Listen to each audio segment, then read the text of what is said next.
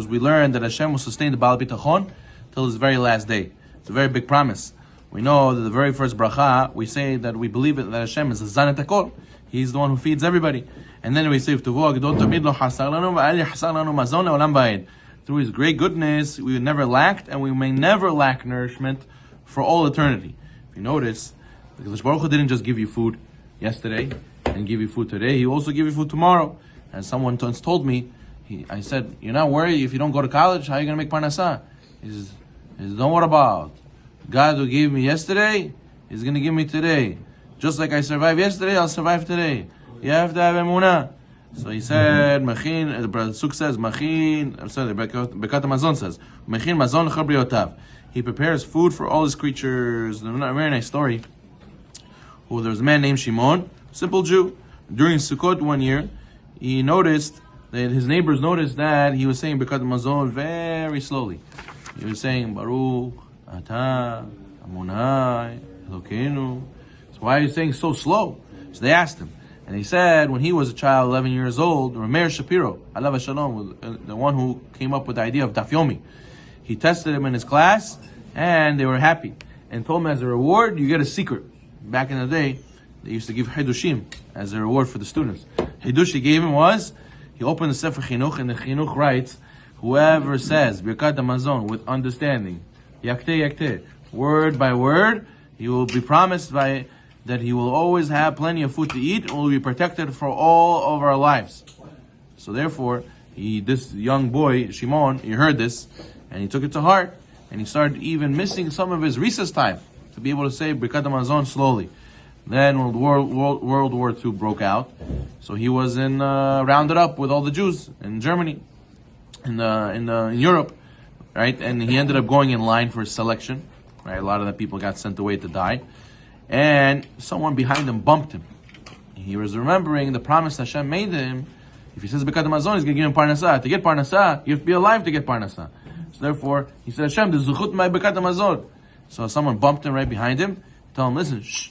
Tell them you know how to do a job. He said, what? Tell them that you're a cook and I'm your assistant. But I'm really a cook. I know how to cook. He said, okay. He raised his hand. He told them that he's a cook and this is his assistant. Ended up being all of the concentration camp. Where were they? In the kitchen. They had food to eat. Then, afterwards, he was so well fed throughout the entire time. Usually people were like bones. They were like, very skinny. And he was well fed, looked healthy. The Nazis came to him one day, the German captain came to him. And he said, what is this? This Jew looks so well fed. He says, he gave him like a little shovel. He says, you have like 20 minutes to dig a trench 6 feet wide. If I come back, by the time I come back, it's not dug, that's it. Your life's over. So he goes, and the ground was frozen, rock hard, with a little shovel, a little kid. How is he going to do this 6 by 6 feet trench? It's crazy. So then, all of a sudden he's praying to Hashem. Hashem, b'zchut my Birkat Hamazon. So he goes and he's standing there, not knowing what to do, and a truck full of soldiers passing by. They're all holding apples, cabbage, onion, all this stuff they're holding. They're eating.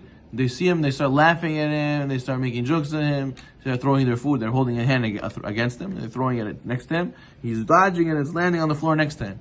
And then a truck of Polish workers passed by afterwards. And they were hungry. They were looking for something to eat. And they see him standing with all this fruit around him, all these vegetables. They thought that he's like in charge of like some storage or something.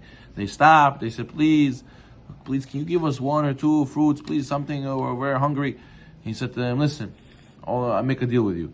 10 of you are here, take shovels, dig this hole, you guys can take whatever you want. So in 5 minutes, 10 guys dug the whole trench for him. Ended up being, the German officer came back, and he didn't believe. He says, I don't understand.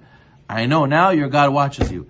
And even a Nazi in the concentration camp understood this miracle, how Gadish Baruch Hu is Zan Fanes Hakol. And not just Zan Fanes Hakol, not just give Parnasah. To give Parnasah, you have to make sure the guy's alive. So not just you say Birkat Hamazon, you're getting bracha Parnasah. Hashem is giving you life because you say Birkat Hamazon properly. So therefore, Shimon told his neighbors many years later when he grew up that he still says Birkat Hamazon very slowly till this day.